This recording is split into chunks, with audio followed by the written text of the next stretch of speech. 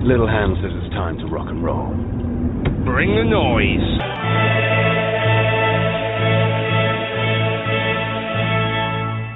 5, 4, 3, 2, 1, go. Good evening, folks, and welcome to the Etims podcast. My name is Desmond, and I am very glad to say we have a full house tonight to discuss the recent transfer window and looking towards the hopefully bright future. I'm glad to say tonight we've been involved, we have been joined by Ralph Malf. Good evening, Ralph. Hello, how you doing? Thank you very much, Ralph, for joining. And we also had a man on time for a change, Monty C. Burns. Monty for consistently inconsistent Burns. Well done, Monty. He's actually called Monty Calculating Burns. So we'll see what that means. Good evening, Monty. Evening, Desi. Evening, lads.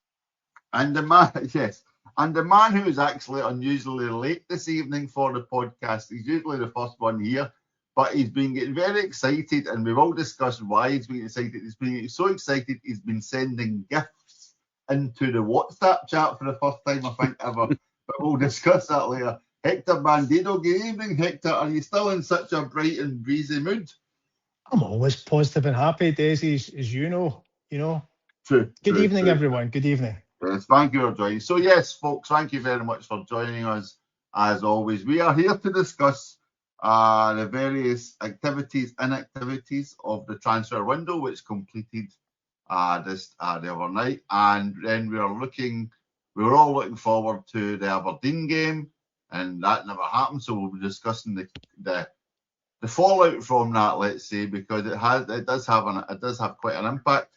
And we'll also look a little bit further ahead at the run-in and some interesting aspects which have developed over the last 24 hours. But first of all, Hector, I'm going to come to you just for a quick response. Yep. Do you think, I'm not going to ask, do you think you came out the window? We always want to come out the window stronger than we went in, but let's be honest, it would have been pretty fucking difficult to go out it worse than we went in, so to speak. So even our board could not have made that possible.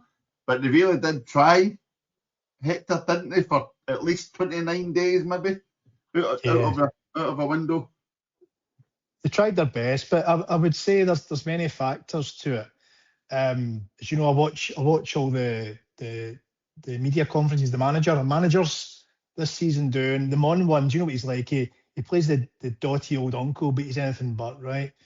But he's gave a few bits of insight in the more recent ones he did. And basically he said, look, the players, he did an interview with Chris Sutton. I think it was on Sky Sports last night, right? But that was interesting because it added on to what he'd been kind of saying. He'd been putting me bits of insight out there in these interviews, and amongst playing the doddery old fool, which he plays really well as a caricature to the media. And basically he said, well, look, he came in, he missed the first week of January, really, because that idiot was in charge for a few more days. But what was really insightful is that he said the players had been lined up, or a number of targets had been identified by Tisdale working with Wilfred, which you'd expect. But he said that he needed some time to assess those players. He knew the squad for the first time. He was in a couple of months ago, knew them fairly well. But he was being polite. He needed time to assess those players. And then in essence, over the last couple of conferences, he said, look, they basically weren't good enough for Celtic. So the players, the template, the ones they'd scouted under Tisdale, he was saying they weren't good enough for Celtic. So that meant that all that work that they'd been doing, whether you like it or not, was ripped up by O'Neill, and Sean Maloney went thrown in the bin. So where I'm coming from, that probably meant that rather than them hitting the ground running with a set of targets that would enhance the team, the first week in January was gone. That was lost. We've had 2 games a week since. Then him and Sean Maloney, every agent contact they've in their book, every club in Europe that they've probably contacted about availability, they probably spent a couple of weeks after that trying to identify players to bring in. So I think, Des, what I'm trying to say, it probably took about 3 weeks or so because of the mess created by the board, by Tisdale, by Wilfred, and it left them probably about a week to 10 days to try and bring players in. But here's where I suspect that Bond's been very nice, and Maloney won't rock the boat. I think there's no doubt that the players that he's wanted, many of them we haven't brought in yet again. Right? He was consistent saying he wanted men, physicality, experience. Can you tell me out of the last few days where any of those boxes are ticked? I'm really struggling with it. The one that we went to get the guy in France, the French guy in the Italian second division team, again, fell through the cracks. Guy was apparently his way to Glasgow. So I think there's a whole catalogue of events where Mon needed time to get things to evaluate and do it, and it took longer than expected for the fuck-ups before him. But it's pretty clear that who he wanted, men, experience, physicality, they weren't delivered for a number of reasons. You can probably guess why, right? Yeah. You made some very good points there. And in fact, like that, the Italian player, like the fact he was asked a week ago, so where are we? I think we're talking about maybe getting two in, and I can't remember the people who had been linked. Remember, two wingers had been linked, and he's like, and the guy said the two names, and it was including the Italian boy. He went, you wouldn't be far away, but it was literally and everybody thought, here we go, 6.5 million, blah blah blah, and then suddenly it was like by the weekend, no, that's off. And you're like, what? That didn't look like it. We couldn't agree. And it seemed to be the paying terms. They couldn't agree the paying terms, right? But so they never came, and then we eventually got what we got. But I just want to touch on something you mentioned there, and I'll ask Ralph. Ralph, Hector was touching on the fact that Martin, Tisdale, and Nancy had identified players, and I don't know if any of you have heard Axum, but Paul John at Axum often mentions how when Paul Tisdale, Ralph, made a presentation at the high sponsors dinner, Paul Tisdale basically openly admitted he did not see Celtic as a big club. So his mentality was this go about looking for those cheap diamonds in the rough, those very, very rough diamonds that he could try and polish and turn over and sell for a quick profit. He had no concept of the demands and the levels expected at Celtic. So that's, as Hector mentioned, Ralph, do you think that's what Martin saw? They basically went, here's a list. You need a centre-half, you need a right winger, here's a list. And he's went, I don't fucking think so. I think it stands out a mile that O'Neill's looked at the list that was given to him and just get rid of it probably the same day and then started all over again. He was looking for experience. He was looking for... Do you remember that his team was always described as streetwise? Chris Sutton said that a few times about the early 21st century team. And what we've got templates for a fast couple of wingers, a striker, and a centre-half, but not necessarily that experience.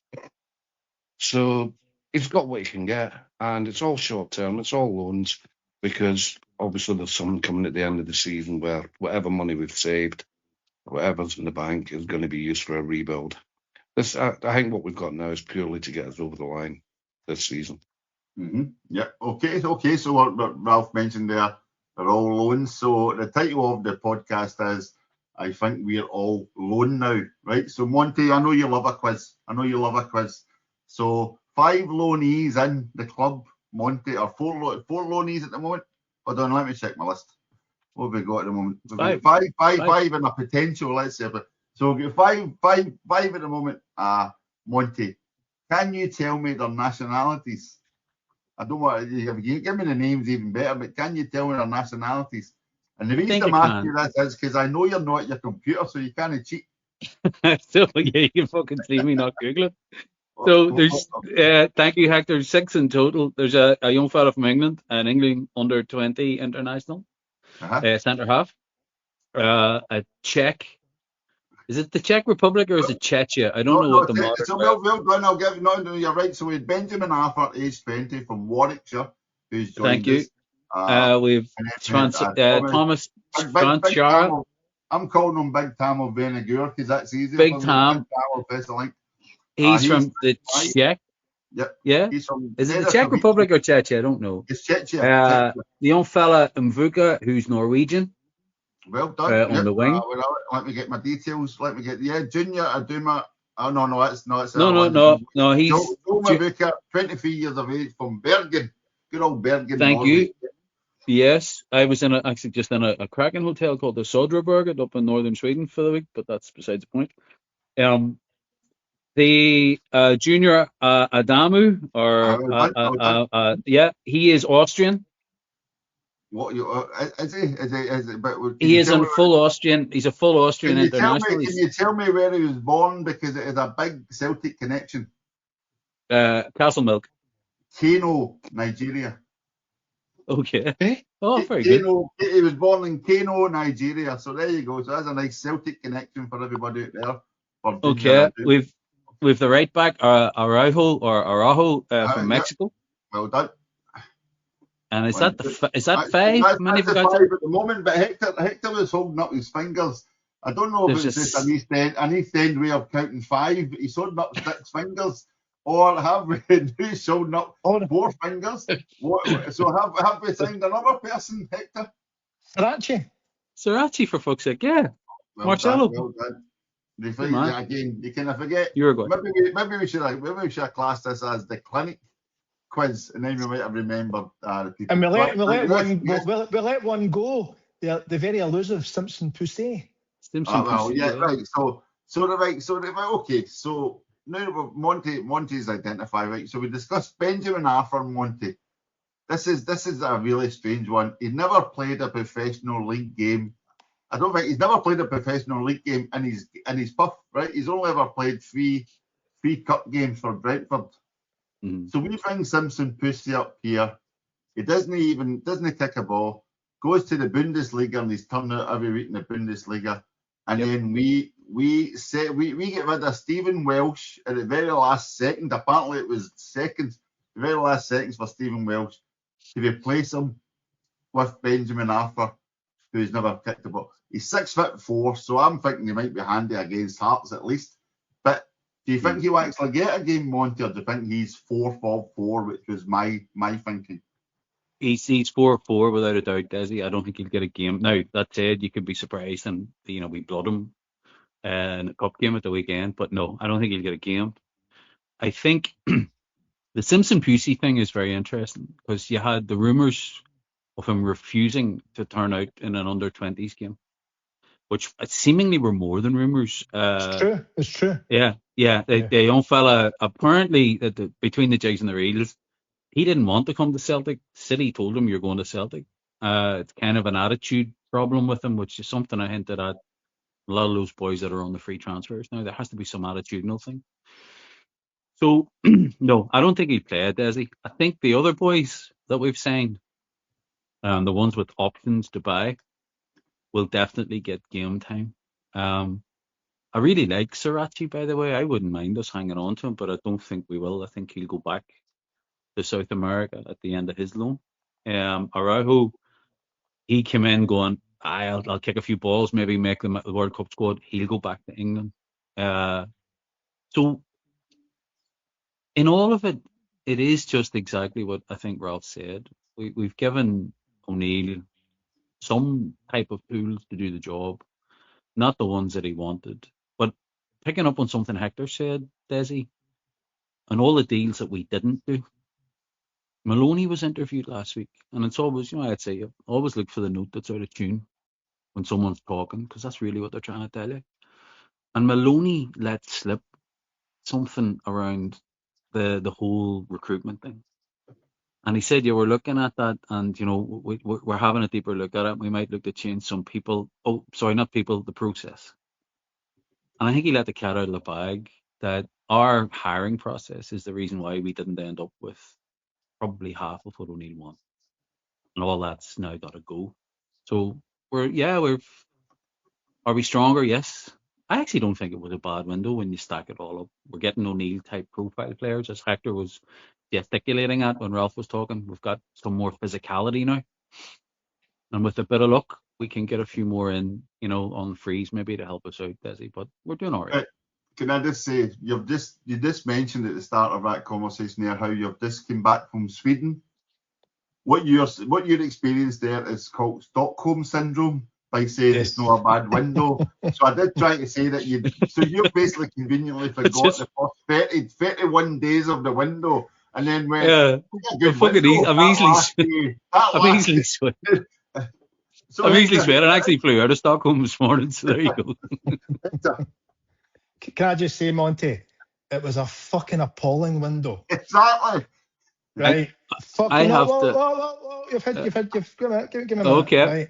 Well, It I'd was like to come back. fucking Okay. appalling, right? You can emphasise that. I'm trying my best not to shout, right? In We've whoa. We've, as well discussed, we've got a fortune in the bank. We all know this, right? We all know this. No 10 million. 70, I know there's ongoing cost, 70 odd million. But we've even made a profit in this fucking transfer window. We're getting a cut of it's getting sold, then we'll get 2 or 3 million coming in from that. Now, to sit with that amount of cash, knowing for over a year we've needed a striker, we've needed a right-sided centre back since basically the start of the season almost when Carter Vickers get injured, and a right winger for the best part of a season as well. Jota's been out, and having all that money, this is a bit I struggle with, right? People talk about there's a new manager coming in. Every club at some point faces a new manager coming in. But what happens is a good player's a good player. A good striker's a good striker. A good defender's a good defender.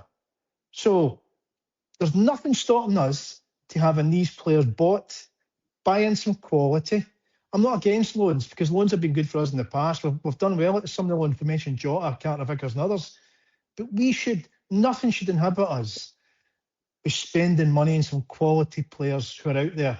And I'm not saying spend 30 million at Celtic for fuck's sake, but we could easily spend 5, 6, 7 million on a good striker, a good right-sided centre back.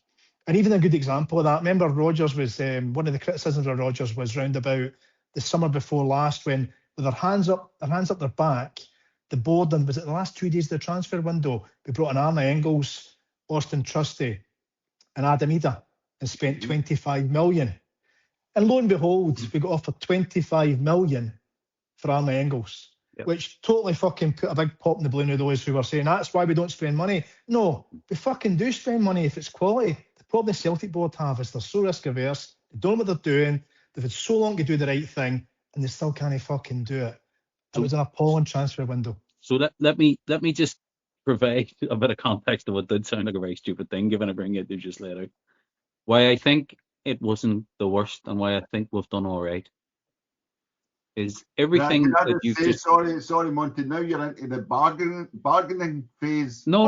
I'm in. You're saying compared to other windows, it wasn't too bad.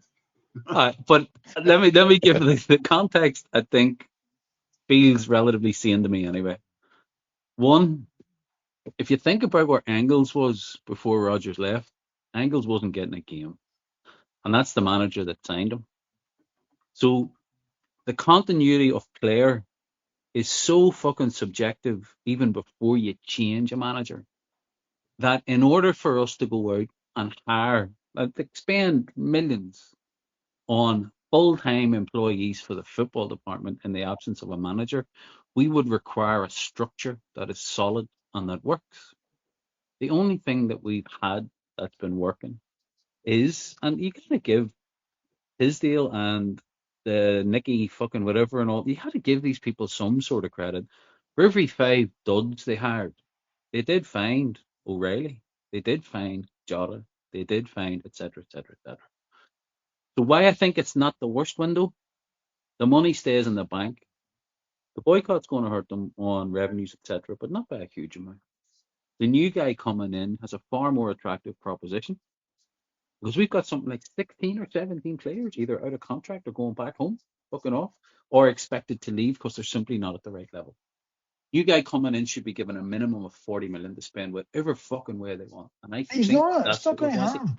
But no, Hector, the key is to give that type of money to one guy. Imagine we'd played the Wilfred. It's not going to happen. But it's So not going to happen. But imagine we played the Wilfred Nancy card differently. Just go there for a second. The guy who plays a system that no one else in Europe barely plays, and we'd given him 40 million for fucking wing backs that nobody wants.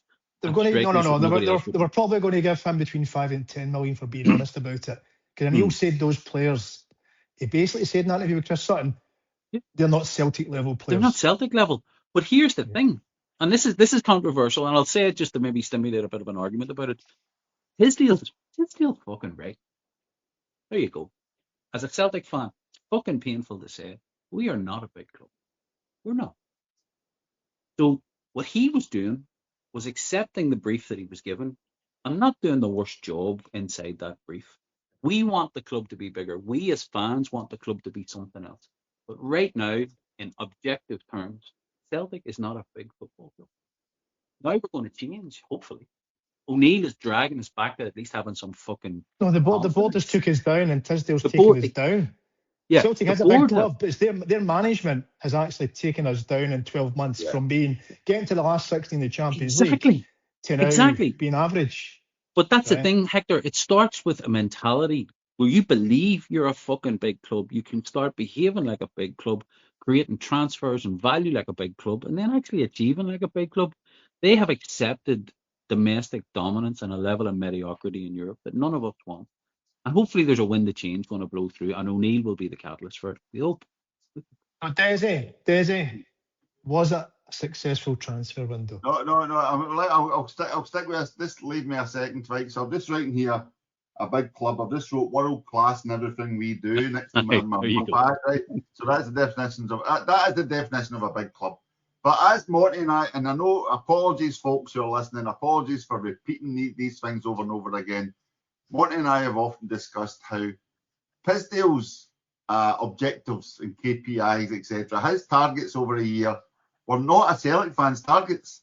Those were X times X10 on a return, not an X1 return on like an Arnie Engels, buy him for 11, sell him for 20 plus 5. Then we would think that's amazing, that's a great return. But that's only 0.9. No, like on his spreadsheet. That's an orange square on a spreadsheet. That's not a big green tick. Yep. Right. So, but I'll come to Ralph from a perspective, Ralph, talking about the window, from the perspective of the window. I just checked there.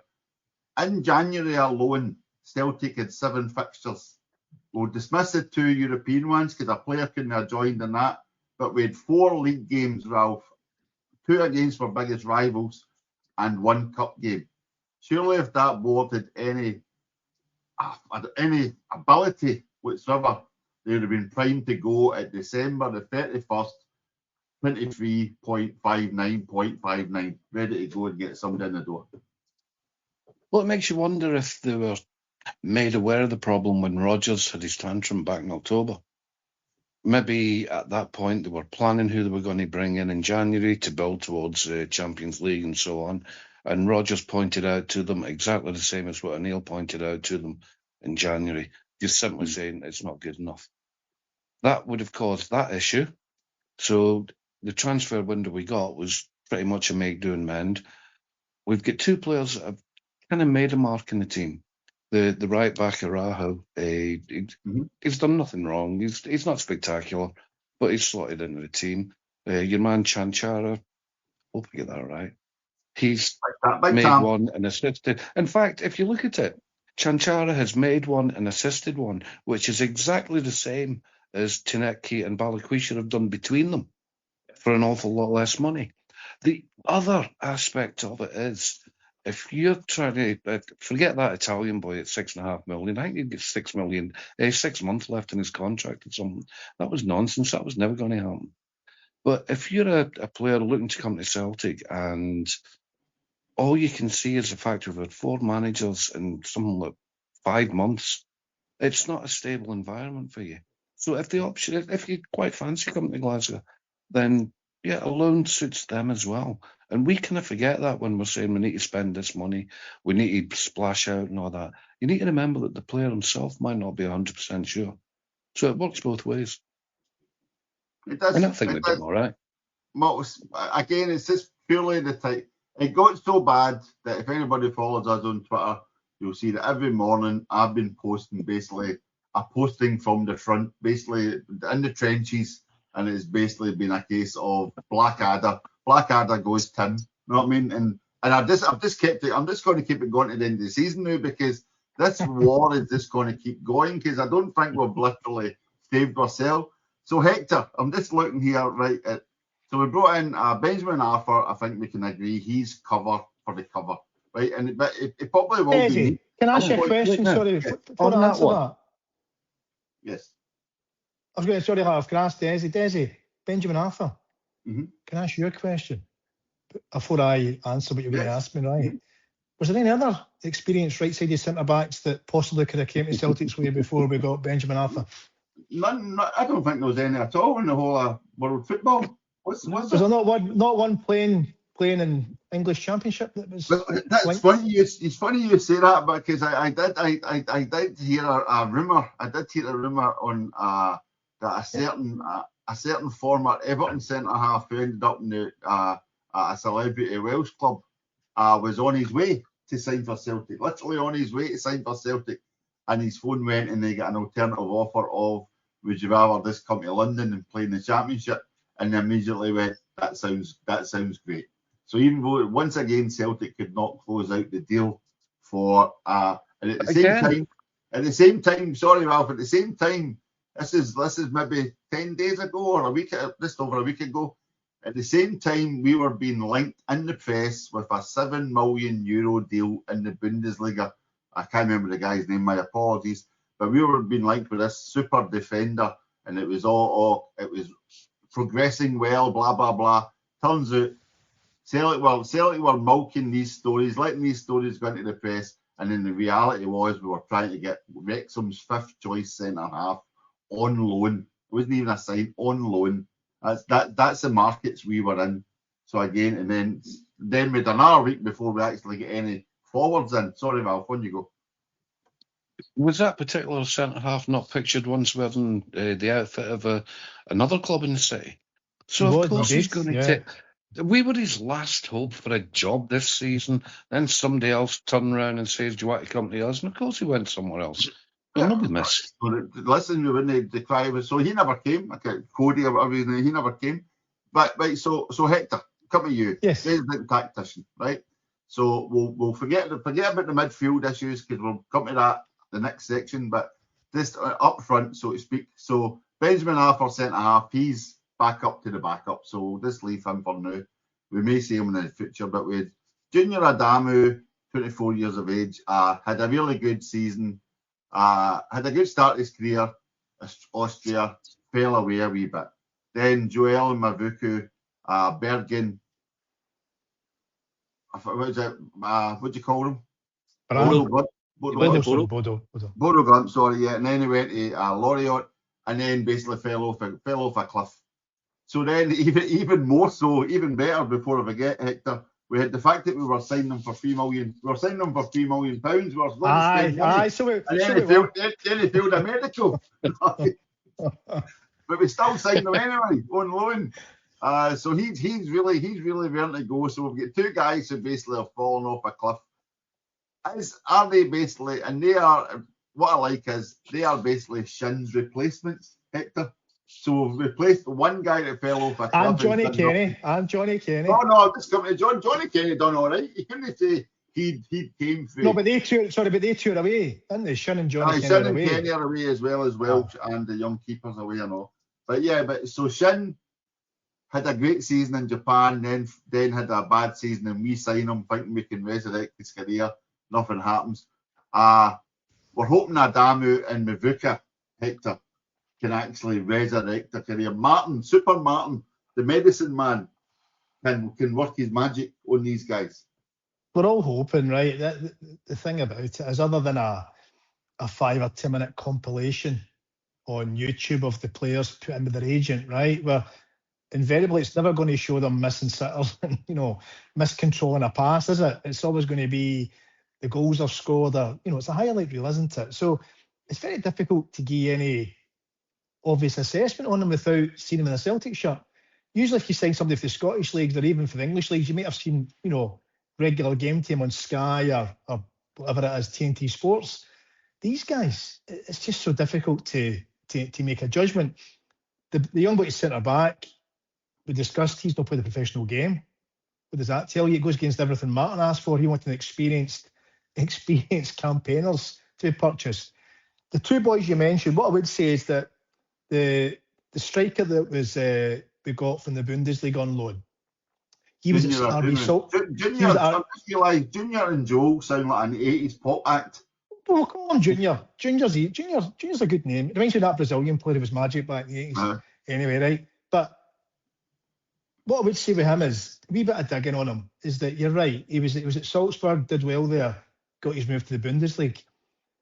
But playing for Salzburg, who are like the sort of the Celtic of the Austrian league, where they dominate the ball, they're always in the front foot, they're always attacking, winning most games, compared to a German team who play the opposite, who are a counter-attack team. It's very different styles for players. So where I'm coming from is we might get the better of him coming to Celtic because we tend to attack far more, right? That's my hope. Harold Brackback principle. That's my hope, because he came to us an attacking team at Salzburg where he did really well. The other guy, he played, I think he was a sub twice against us when they beat us, when Ange was a manager. The Norwegian boy was a sub both games, I think. And it's just, his career doesn't look good at all. But what I'm wanting to do, I think most fans should do, is just give him a chance, right? You just got to give him a chance. It's as simple as that. The window's shut. Well, other than free agents, which will come in a few minutes, no doubt. Yes, we will. But the window in terms of loans coming in from clubs who are guys that are signed with clubs, that's shut. So I just think we've just got to get behind them all, give them a chance, and hopefully they're successful. Yeah. So just before, I was just about to say there, so Mavuka, even if Mavuka, Ralph, is this there to help rejuvenated Yang, because Yang looked knackered the other night when I think he took a hit, and Maeda also took a bad hit against Falkirk, where the guy booted right into him, but by accident, to be fair. But so there's going to be bruises as we go through the rest of the campaign, Ralph. I was going to say, so Mavuka might even just help, not so much challenge Yang, but at least supplement him at the start, and then maybe he can challenge him if he finds his feet. But Jax, I think James Forrest will still get a game, Ralph, as we go into the run-in. Your best pal, Jamesy. I think he's still got a part to play this season, probably even next season as well. The way we're going for forwards, and they're not talking about obviously we need numbers up front because of the way we play. What you'll notice about the two loanees that have come in up front is that they're interchangeable. They can play central and they can play in the wing. So I think it's just to help. I think with maybe 20 games left and probably 12, 15 weeks. That's the way it's going to go. There's going to be a bit more rotation. We'll see a lot more substitutions on the hour mark, and we'll try and work the squad. And from that, you'll get a picture of which ones of the loanees will get offered something. Because like Monty said earlier, we're going to lose a lot of players in the summer anyway.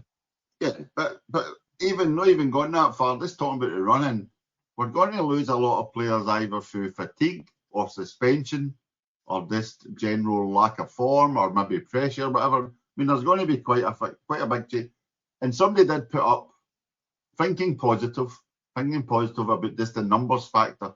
Somebody did put up the squad and try to lay it out of who we've got new cover. And the only question I had was, they basically had say two players every position, etc. So we've got cover in every place. But the only question I had was, did Benjamin Arthur playing on the left side of a defence? And I immediately went, wait a minute, is he no right-sided? Because surely they've no signed a left-sided defender. No, he's right-sided. No, definitely right-sided. Right, so Monty, I'm going to come to you as our finance guru. So we've discussed the loanees in, and best of luck to them. Only time will tell. They've shown quality in the past, and they may hopefully show quality in the next 14 games or so. Right, and it'll be interesting to see which three of them get added to the European squad, which I think has to be added tonight. So we'll see if we're still recording by the time that gets announced. But I just want to ask you, Monty, about the players the players that left were Shin, Kenny and Welsh went out, right? So we've literally played, you could say we've replaced like for like, but think positive that we've upped the levels a little bit. But the players that did not go out, Monty, so we've touched on it already. Arne Engels, 20 million plus 5 million in extras. Tenekia was also apparently rumoured to be double-digit million deals offered for Germany, maybe Hamburg, I think. And then Trusty was even been linked with Italian teams. So were you surprised no one actually left of note, Monty? Are you okay, by the way? Sorry, I should ask you, are you okay, Johnny Kenny's left? I'll get over it in time. Yeah, You it'll take a did while. say there was a player in there once. Yeah. I said that about Mo Bangura too, way back in the day. Surprised? No. And if I'm really honest, I'm disappointed. But it doesn't tell us anything we don't know about the incompetence of the people running the club. Sorry, you're disappointed from a Celtic shareholder perspective. Is that what you're saying here? Surely, yes. From the perspective of how you would analyze and measure Celtic PLC, because that's the world they want us all to fucking inhabit. We've got to give the board credit. If without their stewardship, we wouldn't have won 13 of the last 14 titles. Blah blah fucking blah. But I think I put it up on the WhatsApp. If there had to be a final deal in the executive's coffin, Arnie Angles was it. Who actually have the model demonstrate its value so perfectly. And then for you to have fucked it up that badly that you can't execute against the transaction and replace them with another one and go again and go again and go again. Tells you everything tells you everything you need to know. No.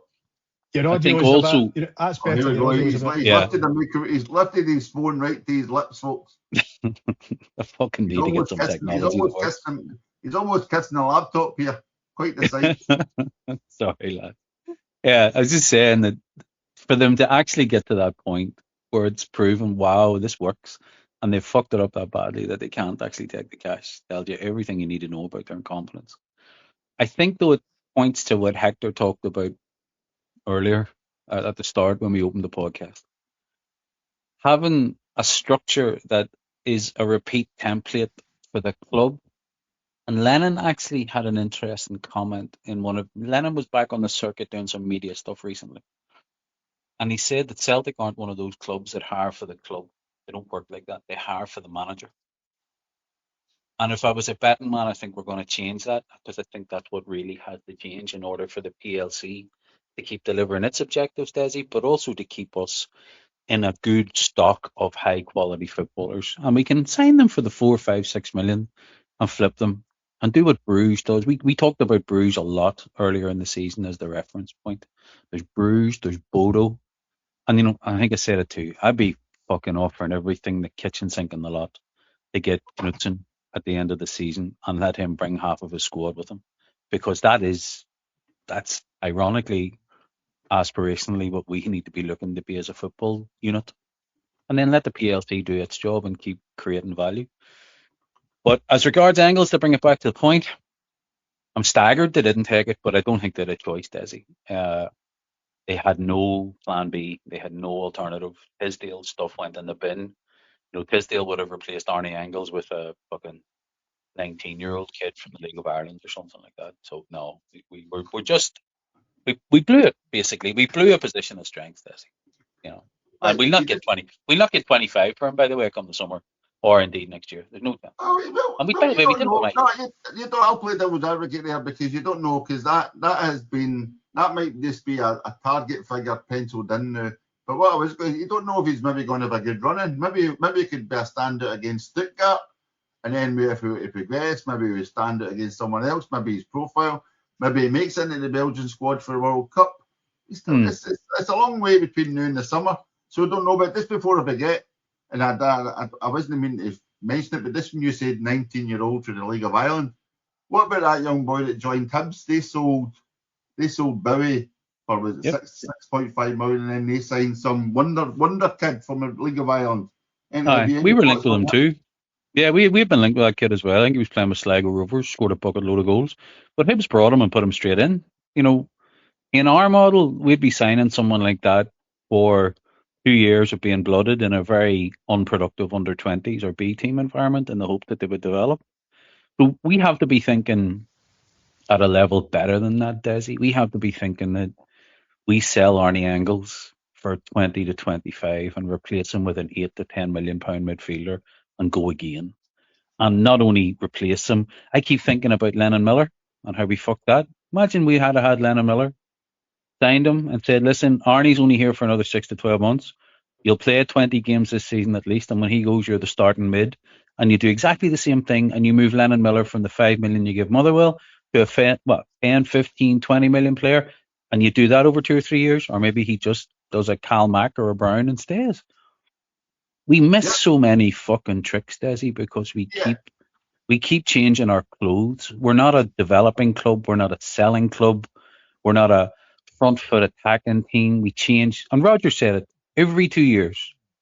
Celtic's turnover of assets should be every 2 years, but we just seem to never get it in sequence. Yeah, and there's a lot of sense in what you say there, and we've talked to this before about incrementally improving. So you take the next step, then you go the next step, then you go the next step. But there's also your outliers to that, like you've got your Benjamin Negrin, £1.7 million. You can still find A players. It's maybe just finding the balance, and that's where. But you touched on a good point there, as we were not prepared. We were not prepared for the possibility of losing a big star this window. So coming to you, Hector. This is where Hector's get positively giddy over the last 24 hours, folks. So this is we came to Hector's point. Hector, we were offered over 20 million for Arnie Engels. Chances are Martin O'Neill said they didn't want to let him go, but if the club had got offered enough money to make it, Martin, come on, you've got to. Martin at least would have wanted the club to have been ready, right away, ready to go. We've got his replacement good to go. And the last 24 hours, Hector, Alexander Mark David Oxley-Chamberlain has come into the Celtic, just came over the Celtic Horizon, had a chat with Martin, possibly having the medical of all medicals.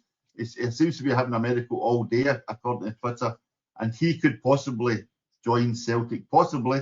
I still feel like Brentford or somebody will come in and steal him, but that could be quite the midfield signing, Hector. You always like quality and experience. It could be. I think you need balance, don't you? And where Celtic fall down, the midfield's too light. It's just far too light. There's not enough physical. Need one or two battlers in there to win the league. I'm not talking about the bigger picture. This is Hector, somebody mentioned the word gumption to me the other day. No, like that, and streetwiseness and that whole shoulders and stuff. But this, as you say, light. Yeah, and it's no like us building in the Champions League last year. We're looking for a different type of player. Now it's back to the bare basics again, right? It's about trying to win the league. So to win the league's a battle, as we're seeing this season. There's likes of St Mirren, the Hearts, the Huns. They play a certain way. They've got bigger players. They're more physical. The bullies a bit, and I think that's got to be our focus. So we need that midfield beefed up a bit. The Engels one was simply because Forrest bid far too late.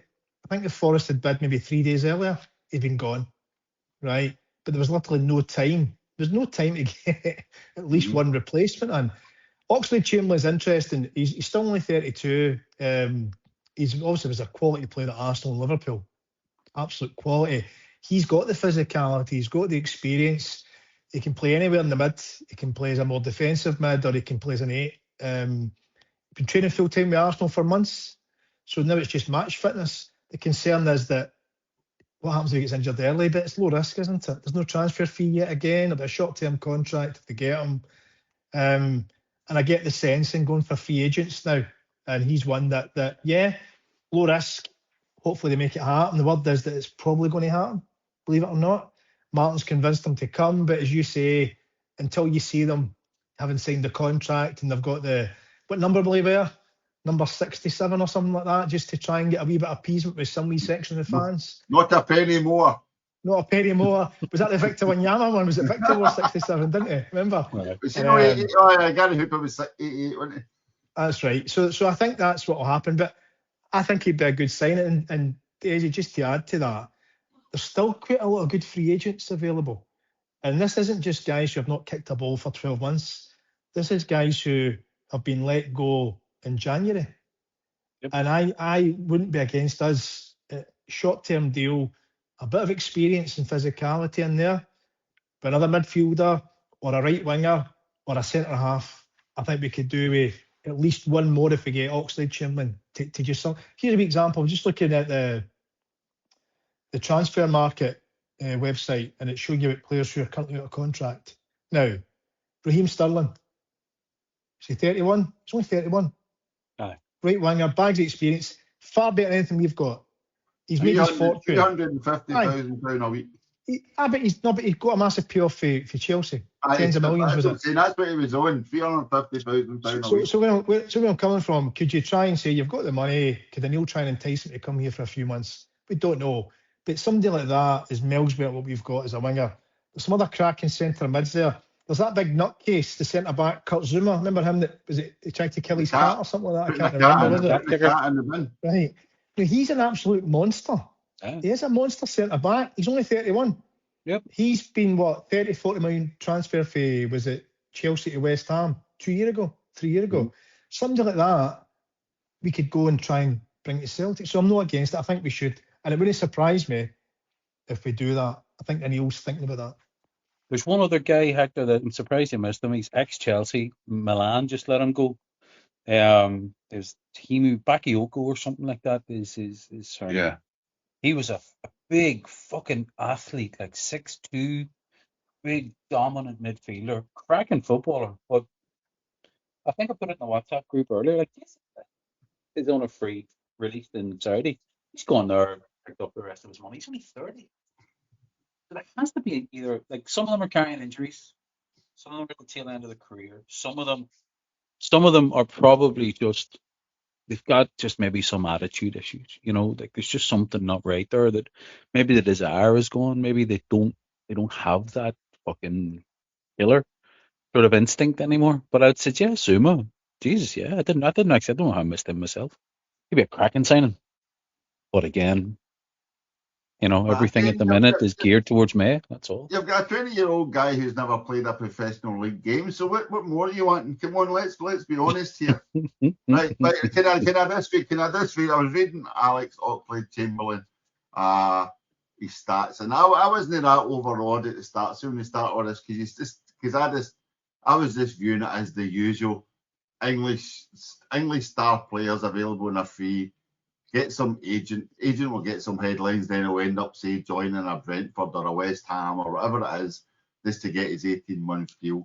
But the way this has evolved, Martin and Neil talking to him, apparently he's very good friends with Joe Hart, and Joe Hart's been telling him what life is like at Celtic and stuff. So there's more than just a headline there, so to speak. But so I had a look at his Wikipedia, and I really like this from a footballing point of view, a footballing perspective, Ralph. On the 2nd of June 2013, he scored against Brazil in the official opening of the refurbished Maracanã Stadium, with the match finishing 2-2. He came on as a second-half substitute and scored with a half volley to make the score, to bring the score to 1-1. But anyway, this say he scored a half volley at the Maracanã, Ralph. That's up there with Monty's goal at Celtic Park. I don't know if we've ever mentioned it. Goal every 2 games, Daddy. Goal every 2 games. I think the Oxley-Chamberlain one, especially given that Joe Hart's talking to him. Mm-hmm. Now, you've seen Joe Hart when he's on the telly. He doesn't shut up. He talks when he feels like he has to talk, when he feels like he doesn't have to talk. Could you imagine him ringing you every morning and telling you to sign for Celtic? You would sign for Celtic just to get him off the phone. Just to get him to stop. Oh, jeez. But with regard to that, there's Oxley-Chamberlain is a name that I've heard, but I don't know that much about him. If he does add what he's supposed to add, then that would be grand. But you're missing out on the obvious one from that list of free players, if that's the right way to put them. There's a guy that knows the city. There's a guy that's a winger. He did very well the last time he was up here. And why shouldn't we sign Ryan Kent? He's fucking shite. I mean, it's absolutely red rock. Again, he's James Forrest is trying to impersonate Ryan Kent these days with this cutting in and running across the pitch and no actually doing it. So he'll fit into the pattern then. True. He knows how we play. Yeah, but so on the other thing hand, Jason Denier's there as well. Yeah, but he's Jason Denier's a really good poster boy for modern football, I think. As in, he came to us on loan and Sean. And you thought this boy's going to be the next Van Dijk, or he's going to come in Van Dijk's shadow and surpass him. And then it just all kind of went down I've got a lot of money and I've just kind of lost my kind of edge, and then you start to drift towards the kind of side leagues, but you're still getting lots of money, so you're not really that bothered. So you start to get other priorities in life. And I don't know if any have seen, like, there's been quite a few wee posts on Twitter recently, just totally random, but it's been like players like who's the Dutch boy at Bayern Munich, the bald winger. Arjen Robben. And he used to cycle in the game. He used to cycle to training every day, and it was like a wee kind of like Rocky montage kind of. He used to cycle. He went.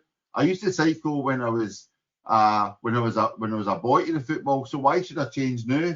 I don't need to drive. I don't need to turn up in a Bugatti or whatever. I'm just still the same. And then you had like Edgar Davids and Zidane talking about how Davids used to go and like to play with the kids. And he invited Zidane to come and play with him like in the street. And Zidane's like, no, I can't go. He's like, you forgot where you came from. So Zidane ended up going with him to play in the street like a few times. And he went, I only went a few times, like, but he was there all the time, like literally still in touch, still based, still knew exactly who he was and hadn't lost touch with this. The money wasn't a part of it. And there's been a few wee kind of things like that. The whole kind of Lubo Samaras perspective of, I want to win things. I want to be successful. I don't want to be rich. And there's been lots of modern football. There's been lots of old football players also commenting on how people have not got that. As Roy Keane's touched on it a lot of times, as in the kids have not got the right attitude to basically turn up in a flash car on the first day because they get a big, massive signing on. And that young boy who just left Hearts to go to Tottenham, and like, I don't know if any have heard like Sports on that. They're all getting it. I'm really surprised they went because they had a chance, but then somebody put up the stats, and since they made the breakthrough, say 18 months ago, since they made the breakthrough, Derek McInnes gave him something like 20 minutes. No, that way. So the young boy's going, I'm not getting this. We touched on that a minute ago with the boy from the League of Ireland. He's like, I'm not going anywhere here, so I might as well go to London and get 20 grand a week. You know what I mean? If I'm just going to be sitting in Mars up here. So that's really hard. An example of that is maybe is away to Besiktas for 15 million euros, which was nice. So we got a cut of that. So that could pay Hector for Oxley-Chamberlain's money. If we had to give him an 18-month deal to spread the wages, because that's what we've done that a few times. Spread the wages. We'll get 77 million other ways of paying Oxley-Chamberlain's wages. He wasn't, does he? I'll come with that with Monty in a minute. Right, so Oxley-Chamberlain. So Hector, how do you see it going? Let's say he's at 70% fitness, right? He's going to no match fit, but we know that. But how do you see it? Do you think Martin would just try and kind of blend them in slowly, or do you think he would just say, "You've got enough class, something to go out there and give me the first 60 minutes, and then I'll swap you out rather than swap you in"? I think it was as Ralph said. We've got that many fixtures coming up that we'll need squad rotation. So it's something we've not had a great deal of in some of the areas this season. I think for the bigger games, if he comes in, he gets his fitness up. The games at Ibrox, the games against Hearts, the more fit, you need guys like him in there. I think you're playing your Livingston's at home next week or whoever. He doesn't need to play, does he? So you can just pick and choose the games, squad rotation. But he would ease that, not just physicality, he's the quality. And from being lightweight midfield, it suddenly gives us a bit of presence and ability. And goals as well. So yeah. Sorry, Hector. Who do you drop from? Who do you take out? Well, if I was playing, go to Ibrox, for example, and he was fit, right? So for me, I'd have him and Calmax the two, right? The two sitting, two sixes, but obviously they've got the pitch sixes. Mm-hmm. Then it's one of three. I don't think Desi's favourite from Japan, I don't think he'd under consideration unless he really picks his game up. Right? Yeah, I don't think Rio's in consideration right now. Then I think for me it'd be a choice between, and at Ibrox I'm not starting Nygren. Nygren would just shite himself at Ibrox, wouldn't he? He's just. And he likes him. You bring him on the last 20 minutes, Nygren, wouldn't you? When there's space there and he won't get fucking kicked. So for me it'd be Engels to start with. That's your three. That'd be my three. Yeah, and then if you took Oxley-Chamberlain off, you would bring Nygren on. Simple as that. See? Piece of piss, this manager, Mark.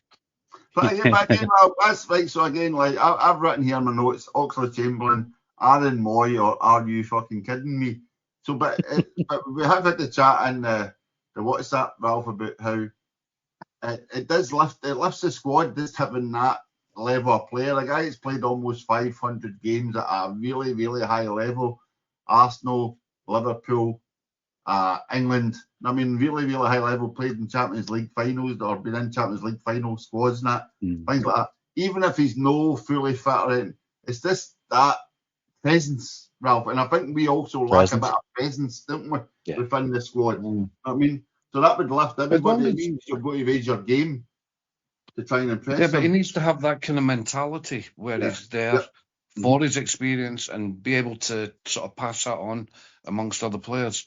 To be able to, I don't want to say guide them through them because the likes of McGregor are highly experienced anyway, but to help out and not mean that the other players have got to look after him, if that makes a wee bit more sense. There's also, but you just hit another nail on the head. There's also another aspect of the fact that a lot of the players currently seem to go hiding in our perspective. Like there's not many players demanding the ball. A lot of times I see players like Arnie Engels standing in space, but players will negate it because they're too scared that their pass will no reach him between the players. But he does want the ball. You can see he's going, I'm in here, give me it and I'll stride forward. But you could see Chamberlain maybe demanding it, not that way, actually demanding the ball and saying, I've got enough confidence in myself. This you make sure you get the ball to me, like a Roy Keane perspective. I'm not going to lose this. Yeah, because the other factor that we've not kind of touched on is that there are no young boys getting introduced. Sure, they're on the bench, but we're not risking putting them on the park because of what you would call maybe the Dane Murray syndrome, where he makes a mistake and it can set them back months.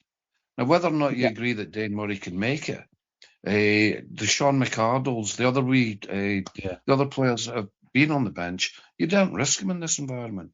Not only, and we'll probably come on to the toxicity of the crowd sometimes, it's just not fair on them. But this is you've touched upon something, Ralph, that's really, really interesting and fundamental to what we do as a club next. If you take O'Neill's first time at Celtic, he gave Maloney his debut at Ibrox, didn't he? Mm-hmm. He was squad as well. Yeah, he brought McGeady, if I'm not mistaken. McGeady and Maloney. And I'm struggling to think of anybody else that O'Neill brought through. Once he had his core, correct me if I'm wrong, lads, I just can't remember. But once he had his core nucleus of players, the pathways that Maloney has been building were essentially blocked. You just, we hired. Forrest was too late for that, wasn't he? I remember. Forrest was, I think Lenny gave Forrest his debut. Martin Burchill did come on against UNSS to show that 4-minute hat trick, but that's when Martin O'Neill wasn't there because he told Tommy Burns he would let his dad pick a team if Tommy Burns didn't get his finger out. I remember that. The other one would have been John Kennedy, but obviously he had that horrible injury, didn't he? He had that injury, and David Marshall in goals as well.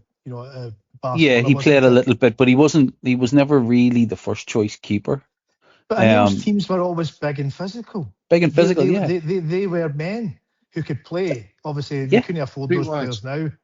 But the wages that they were on and the transfer fees, the modern day terms, would be paying 12, 15 million pound a player, which your ball will never do. That would be the equivalent. But they were men. They were experienced. They were men. Yeah. So, and that's what I'm saying, Hector, that right now, for the likes of McCardle and Dane Murray, and even that young fella that's come up from Bournemouth, these boys are there for cover and cover only. None of them are of a level that they could step in, play a game, and grab the shirt. And to be fair to Rodgers did give them chances. Ange wasn't afraid to play young players either. But for the next six, Donovan, I suppose. Yeah, Donovan broke through, I guess, under Rodgers. Rodgers liked Donovan, didn't he? And gave him the game. Murray had that blow up at Tynecastle, which really did set him back much. So my point is, we're in a 5-month holding period here. So whatever happens, it's just buckle up and enjoy it. Because something's coming down the line after the cup final, after the Scottish Cup final. Something major has to happen at Celtic Football Club for us to Neil Lennon recalibrate. in the showers at Hampden. Yeah. That could So happen. there's an image. There's an image for everyone. Right. So Monty, I know you've been talking about, but I've got. So that brings us on to the next subject, right? So the biggest news of the day, Monty, has been, of course, everybody knows, the Bank of England have held interest rates at 3.75%. What impact does that have on a bank balance of 72 million, Monty? Can you update the fans, please? Well, I see you've already deducted the 5 million from the Not Another Penny campaign, Desi, which is prudent. You're certainly in the Mackay camp of making sure that you're not accounting for money that you don't have, and definitely accounting for money that you haven't lost yet. So very prudent of you. Okay, quick, before I come to, I'll come to you in a second, Hector, but Ralph, quick question to you. Peter Manderson, available for the new chief executive job. What do you think? Hey, have we ever got rid of anybody 2 or 3 times? He's got good contact. Well, he certainly knows how to do PR, doesn't he? You know, For some reason, he's managed to carve his career out despite being the dodgiest guy on earth. If you don't count the dodgy guys he hangs about with. You notice how Monty's no mentioned Dermot's in the Epstein papers. You notice that so far? He's been very quiet. I noticed that. I've got a feeling. I'm disappointed that none of us ended up in them. That's all. I've got a feeling. Wait to see what comes out. Yeah, there's more to come. Right, so that brings us. So there will be lots of developments, and we may touch on them, or we may need to touch them on another podcast given the time. But I want to come to Hector. Hector's name tonight on our chat is Brian Wilson, bracket fans' favourite.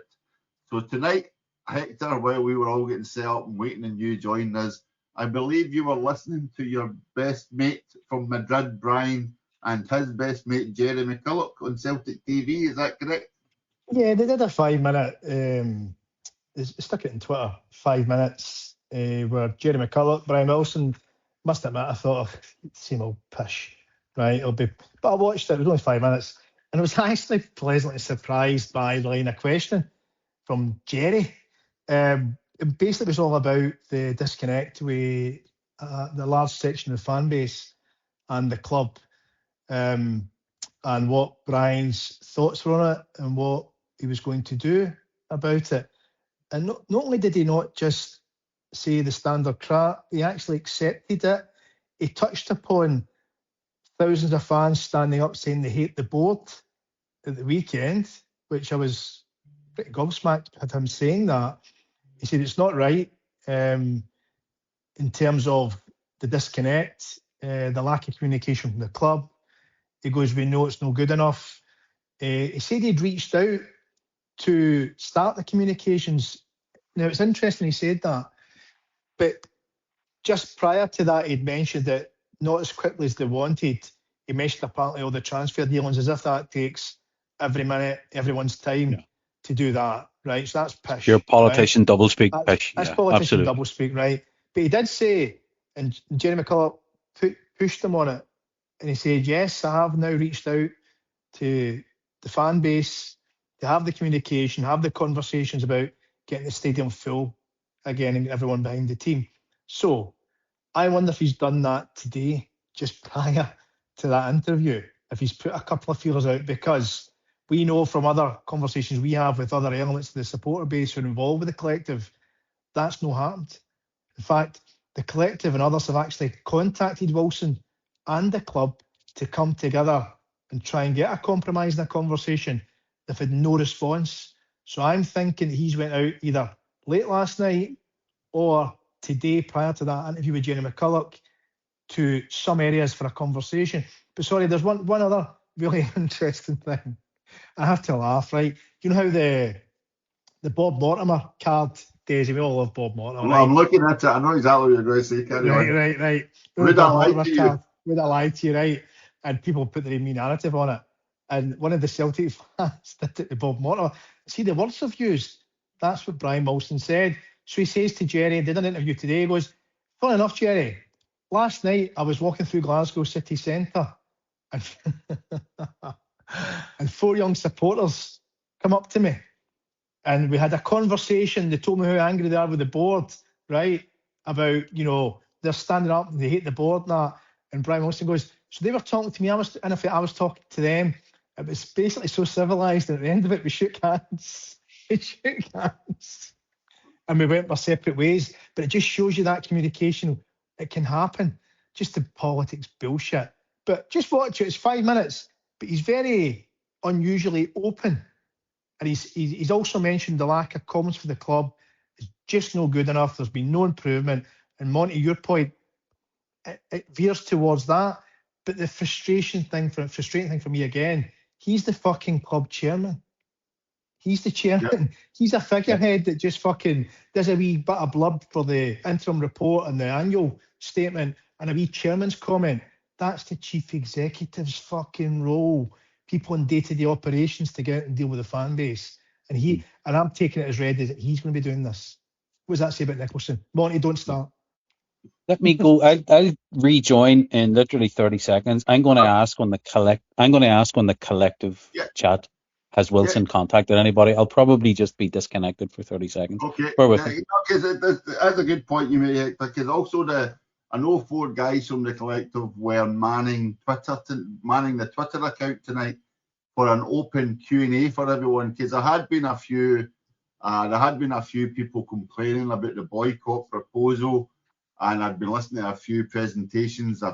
Peter Kelly, I think, was on Actom the other day, and he was saying, we are inviting people. We are saying, if you'd like to join the boycott, this is not you're a bad person if you don't boycott. We are just giving people the option. We don't want to do this. We are forced to do this. We are at the stage of having to do things that people may not like, but especially the board should not like, that sort of thing. But I'm just looking on Twitter, Hector. The answer as to had Wilson contacted anybody on the collective is a fucking resounding no. There we go. Big shot. Surely he's not telling fibbers. No. Because someone pointed a politician telling fibbers. As if anyone in the Labour Party could be found to have false allegations regarding relationships that may or may not be true. If that would ever happen. I'm just reading this to give him our due, Hector. A Highland _Paddy on Twitter. And it's the photo of Bob Mortimer holding up the "Would I Lie to You" picture. And the text says, I met 4 young Celtic fans in the city centre and we had a great chat. I explained our difficulties in addressing these issues. They gave their point of view. They said, thanks for listening. I said, thanks for talking. And below it, Scouse Tim's, we're all pals, Scouse Tim's put, the 4 young lads' surnames were Wilson, Lawwell, Nicholson, and Wilson. Has yet to be proven. Fuck here. 4 young lads had a dream. What? Exactly. Does anybody really think that if Brian Wilson's been out and he's been to a restaurant or he's been to a bar or whatever, that he's going to be walking back through the city centre late at night by himself?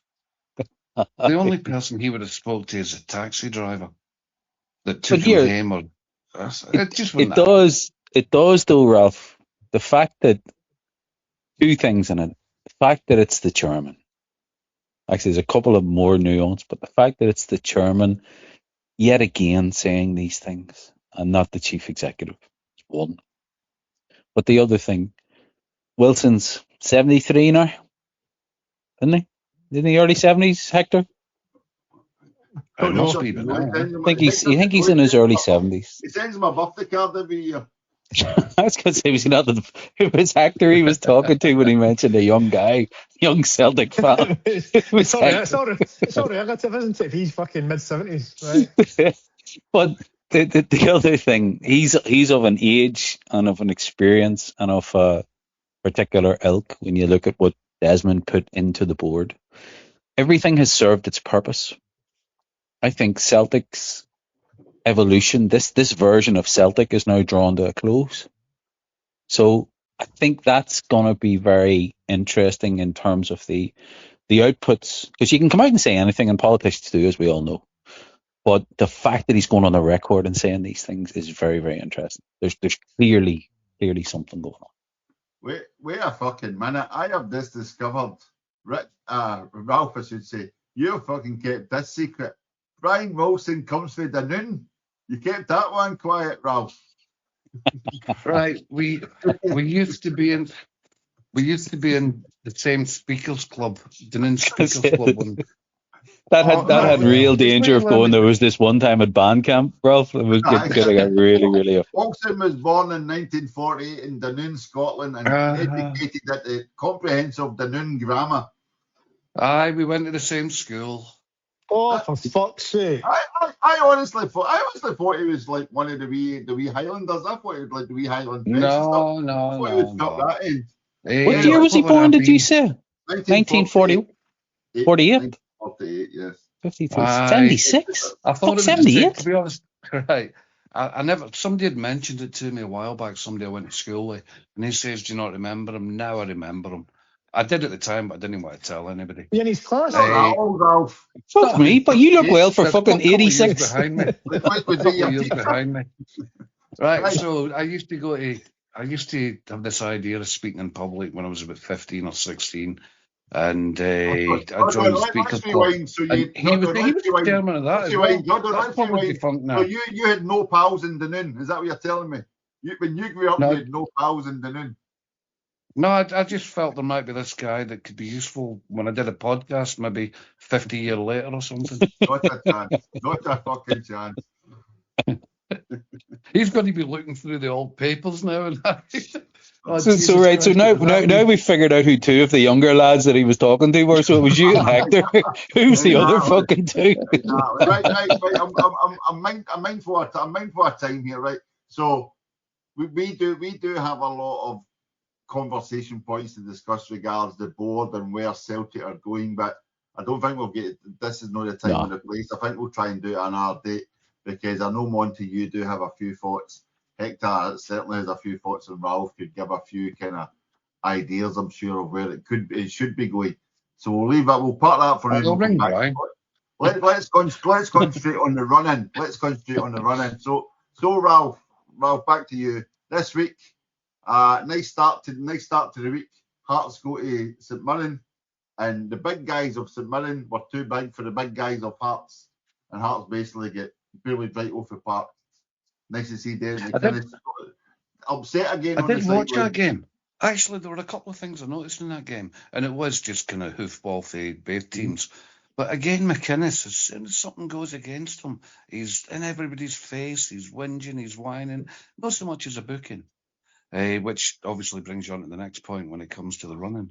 But Hearts get beat again. That's 5 points in the last two games have dropped.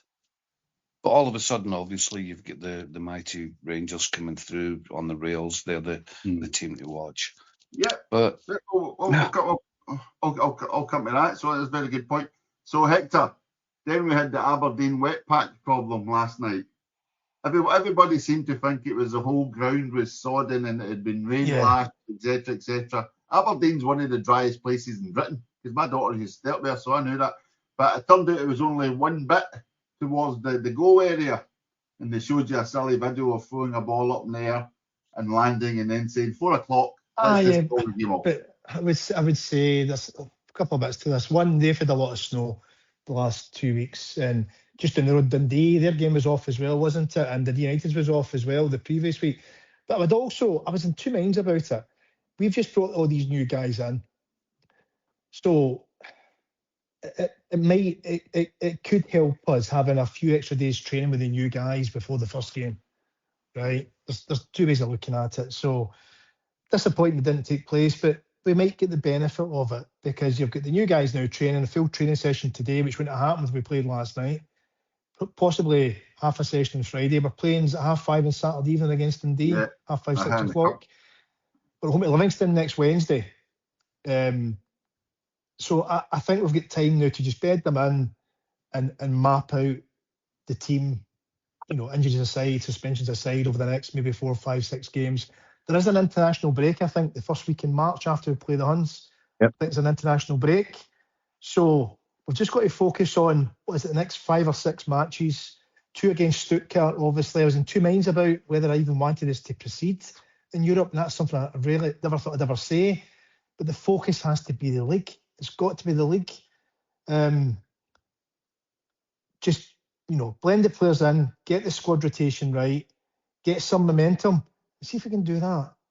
domestically the next 2 or 3 league games, I think we'll put ourselves in a really strong position before we go to Ibrox to play them.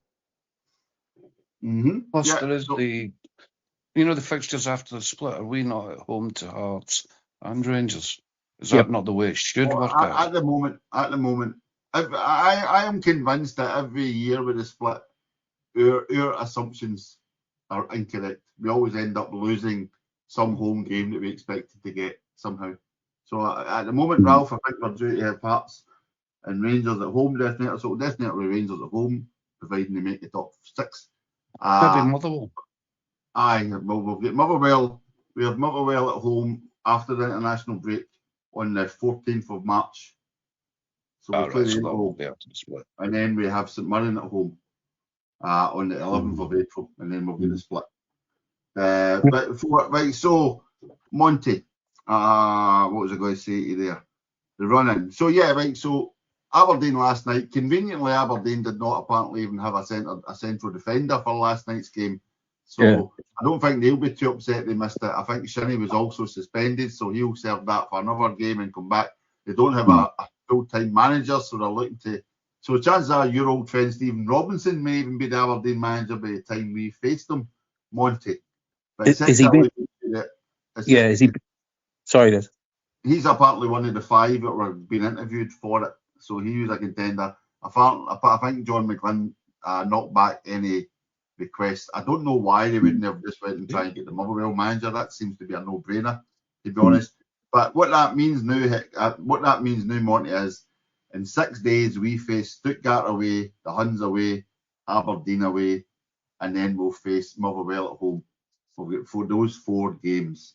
Hector seemed, when we discussed it earlier in our chat, Hector seemed quite positive. That's the sort of challenges that we like to rise to. But it is a wee bit kind of studying it a little bit, Monty, or adding the pressure. Yeah. I thought that the February fixtures would tell the tale, because the other 2 at the top of the table play each other. They also have some tough fixtures. I think Rangers are away at Motherwell on Wednesday when we're at home to Livy. There's going to be a lot of moving parts now, which I guess if you're the SPFL, you're delighted. There's a race. That stretch of fixtures now, Desi, especially with the Aberdeen game being rescheduled into that, I think that's going to be that's the tell. If we can do that, Stuttgart's a free hit. If we do well enough against them at home, all of a sudden there's a little bit of hope and momentum there to allude to Hector's thing. But that stretch of fixtures is key. Sorry, Hector. I was just going to say, I'm just looking at the fixtures just now, right? I think I was split into 2 parts. 4 of our next 5 fixtures are at home. And the next 3 are against the 3 bottom teams in the top division. Dundee in the Cup, but the third or 4th bottom, sorry. Home to Livingston next Wednesday in the league. Then away to Kilmarnock on the Sunday. So, those 3 games, 2 league, 1 cup, you've got to win. And I suspect the 2 league games, let's put a few goals in. After that, we'll get Stuttgart on the Thursday night home. But then we're at home to Hibs on the Sunday in the league. And again, I'd fancy us to win that. We've got a really good record against Hibs at home. They're one of the few teams that come and tend to try and play a game of football. That for me is the ones that we've got to get the points in the bag domestically and get through in the cup. Then you're right. You go to Stuttgart away and on the Thursday, it's the earlier kickoff, isn't it? 5:45. Then Ibrox the Sunday. Then we've now got the Aberdeen game, is that right? And the Wednesday night, the 4th of March. Yeah. Mm-hmm. Then it's international break. So between the 4th of March, we don't play Motherwell till the 14th. So it's we could probably chunk into three sets of fixtures. So the first 5, let's get the points to board. Let's get momentum before we take on the next 2 or 3 hard games after that. Yeah. And the key thing outside of that, Hector, is the other fixtures that the other 2 teams at the top have as well. They play each other. Hearts' next game, if I'm not mistaken, is away to Hibs. Home to Hibs. Yep. Home to Hibs. So you have an Edinburgh derby with them suspensions affecting them and a couple of injuries that they've picked up, and they wouldn't have the squad depth that either we have or, and we don't really like to talk about the Huns a lot, but they went all in. They spent, I think, 12 million in the window and more actually, and signed quite a few players. So they're all in. Monty, I'll be blunt. It's between us and the Huns. Hearts are going to just, my honest opinion, a couple of injury suspensions and they're starting to fall apart. We've had it all season. right? So I think the Huns have got momentum. They're not playing well, but they're winning. Yeah. Right, and that's important. We've just got to keep building that momentum under Martin, which he's done on 2 separate occasions this season. Exactly. I'm I think looking the at biggest factor.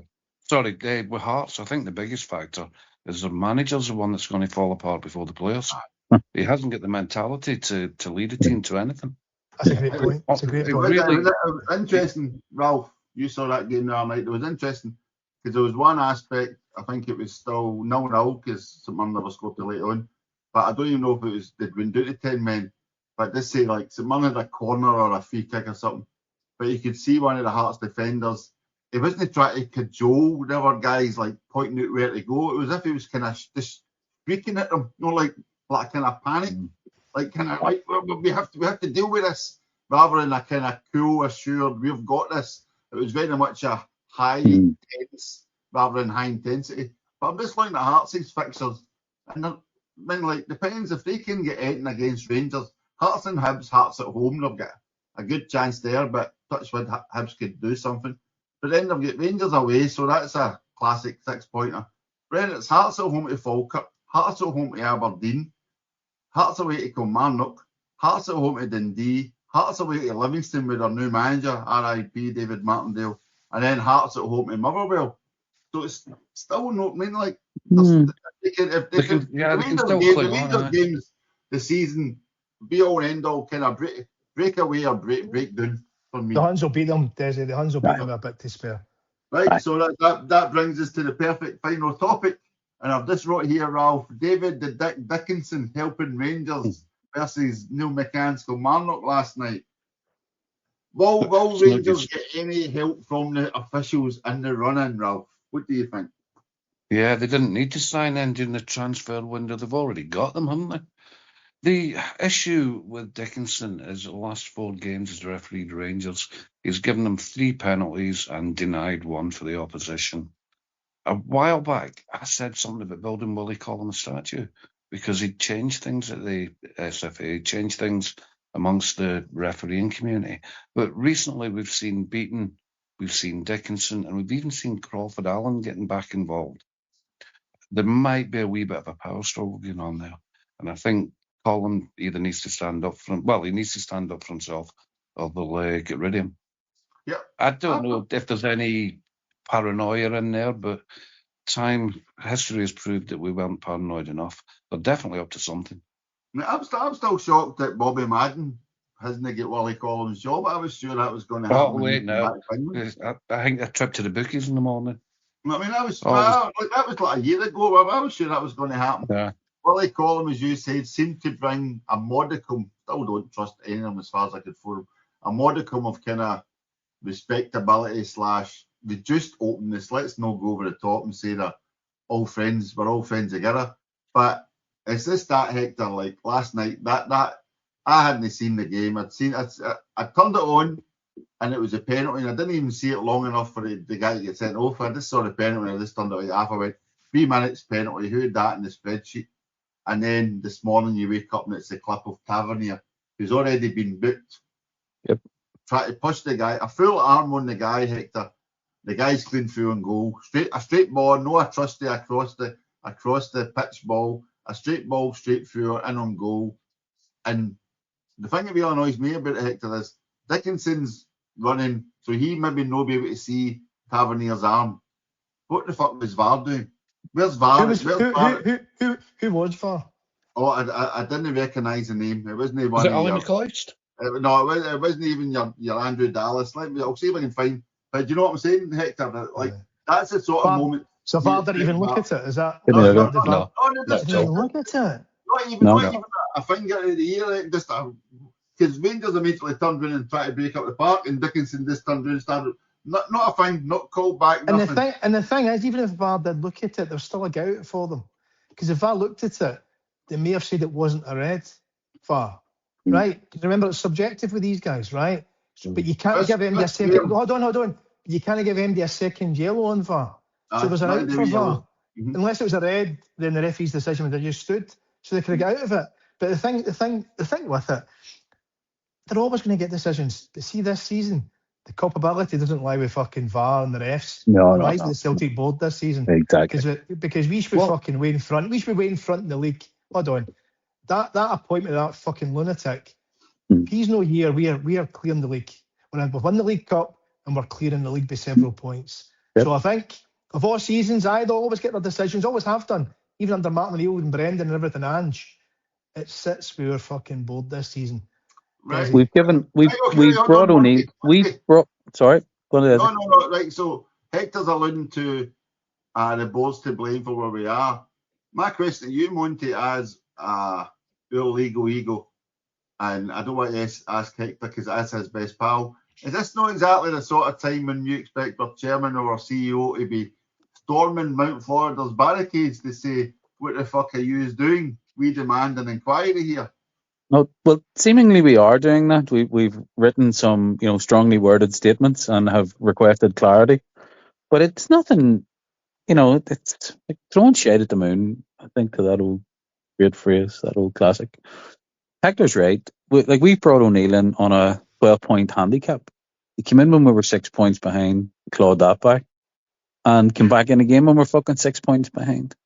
So if O'Neill actually turns this round, and bear in mind, one hand behind his back, not his players, lone players, all the things we've talked about for the last hour and a half. If he turns this round and wins the league, it should be a fucking statue put out the front. Seriously, it'll be one of the most phenomenal, victories. But it's a victory despite ourselves, and I would hate such a fucking double-edged sword, Desi. I would hate for them to be able to hide behind any success that O'Neill could bring this year, to not make the necessary changes to actually push the club forward. And it all starts with maybe Wilson not talking like a politician and actually having communicated or contacted the fan base. Unity that we talked about. When did he give that unity statement? After Lowell went? When was that? 6 weeks ago? When he brought O'Neill in, yeah. 6 weeks ago. So 6 weeks ago he said about unity and then refused to fucking talk to anybody. So we're just not dealing with very well, maybe they are well intentioned. They're just not very decent people, really, if I really could call them. But here's hoping, Desi. But I'm with Hector on this one. This is Celtic's doing. We've unravelled ourselves this year. The board, have unravelled the club this year. Nothing else. Yep. No doubt, without a doubt. And as you say, sorry, Ralph, as you say, Monty, this should not be forgotten about. But it's like I'll give you a comparison. It's like when you ask people, do you think it was a good transfer window, and they forget the first 32 days and only think of the last day. Bigger picture, Desi. But thanks for the reminder. Ralph, sorry, last point to you. Well, it's just to come on what Monty said there. If we kind of accept that the playing side, that O'Neill's kind of geared it all up to just getting it over the line, getting to the end of the season, I wonder if there are certain members on the board that have already decided, or people have decided for them, that they're going to be away at the end of the season as well. And they don't want to go now. They don't want to go public where everything's about unity from, at the boardroom and the pitch, so that we can just get to the end of this and then they can all go away and do their own thing and whatever else. Hand it over to someone maybe a bit more modern in thinking, at both governance and sort of application level. I don't know if you ever seen a wonderful film with Jack Nicholson called About Schmidt. You ever seen it? Yep. It really, it's quite a fucking... Now I have the image of Kathy Bates in a hot tub. Thanks very much for that, Monty. Thank you. It's the thing that sticks with me from that movie. Sorry I didn't segue, but 10 seconds. It's the scene where he's handed over to the new guy, and the new guy's told him how fucking amazing he was, and he's going to learn so much for, such a legacy. And he walks downstairs and he's forgot something, comes back up, and the young fella has all his files in the fucking skip already. That's the sort of clear out that we need. We've got an interim chairman just now and an interim manager just now. I wonder at the end of the season whether when the interim chairman steps down, which he will, whether the current interim manager will become the new chairman in the summer. Keep an eye on that one. That would be a... Yeah, right, okay, we'll come back to that. We've got a lot to discuss. We might even have a special because The next time Brian Wilson bumps into 4 guys in the tune, it might be us. So we'll wait and see. He's bound to recognise Hector. Poor young man. Exactly. 4 decrepit pensioners. Right, so that'll do us for the night. So the boycott is scheduled for the weekend's game. So we'll see how that pans out. I think it's going to get quite interesting moving forward. As we touched on, the collective don't want to have boycotts. They're not wanting boycotts, and they're also just inviting people to join them. They're not saying you're wrong if you don't, etc. They're just trying to find a way to make a point, and they're getting forced down roads that they don't necessarily want to take. That's my view on it, but we'll see how it plays out, and then we can review it afterwards, because it's still got a long way to play out, this story. So wait and see. So quick prediction, Hector, for the weekend's game, Dundee and the Cup. Squad-wise, any new guys quickly? I forgot about that. No, I think there'll be subs. There'll be subs. New guys will be subs, but no, the 3 new guys are brought in. They'll be in the bench. I think 2 of them at least. They'll come on. I think we'll beat Dundee with a couple of goals. Fingers crossed. Ralph, any predictions?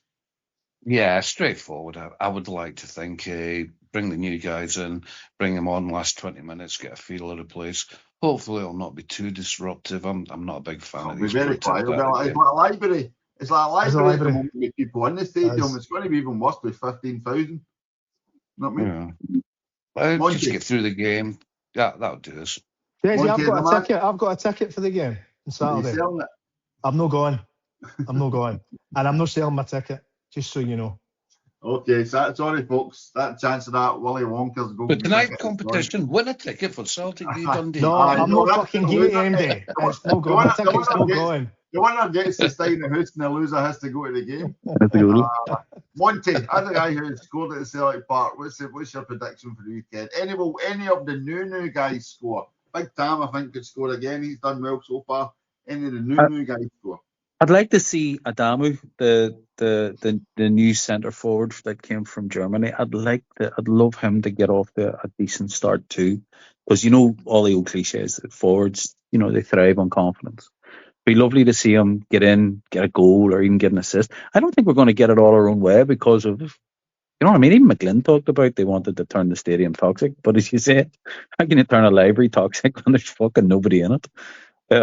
So. Yeah, I think we'll be all right. I would take a 1-0 right now, Desi, if I'm honest with you. Just get it over and done with. We've got bigger fish to fry very, very quickly. And some, hopefully, additional new players to bear in if all things goes according to plan between now and the midnight submission of the Europa League squad. Okay, good news. This the latest news I've just checked there. Ryan Lee will referee Celtic. Why are they always so... The names are always so hunnish. Ryan Lee will referee Celtic Scottish Cup tie against Dundee on Saturday. Douglas Ross. I think we all know what Douglas Ross is, Hector. Douglas Ross will have a flag. David Dickinson and Andrew Dallas to assist. Jesus. That's an orange march. That's not a fucking referee group. That's an orange walk. I mean, boycott's off. We're all going. We're all going. We're fucking playing against 15. Video and VAR will be overseen by David Dickinson with Andrew Dallas assisting. Jesus Christ. Oh, you're making this up. I'm reading it right now. Supported by assistant linesman David McGee and Scottish assistants.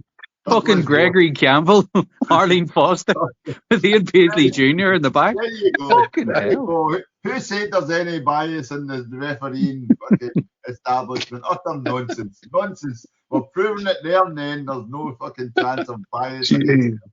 We'll get beaten penalties during the game. So we look forward to penalties in normal time. It'd be so good. Apologies, listeners, for getting on. But it'd be so good if there's a controversial VAR decision. And the weekend game, it's David Dickinson in charge of VAR. And I mean, imagine that guy don't know who to fucking leave his house for a month. With Brian Wilson standing outside his door, Hector. You know what I mean? Anyway, so there we go. So we'll wait and see what happens with Celtic versus Dundee and the referees and the VAR at the weekend. And we'll see where that goes. And then we'll come back. It'll be quite a hectic February stroke into March. So we'll see how all that pans out. All right, folks, this left for me to say thank you for listening. Thank you for subscribing to YouTube. Everybody who's subscribed, please, if you haven't, please do so. Please send in your comments, send in your emails. Look out for Ralph's Daily Diary at www.etims.net. Please follow us on Twitter if you can, at etimsnet. Monty C. Burns is also on there. Ralph's also on there. So please feel free to say hello. It's just left for me to say thank you to everyone for joining tonight. Thank you to Hector. Thank you, Hector. Cheers, guys. Thank you, Monty. What we saying the C's for?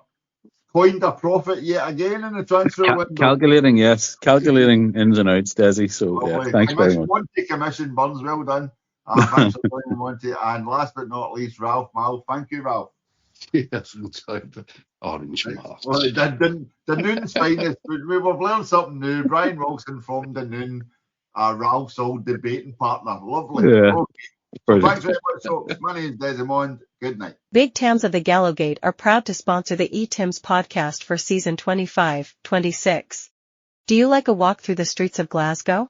Do you know 4 young fans who really do respect your opinion? Do you believe we are buttoned up the back?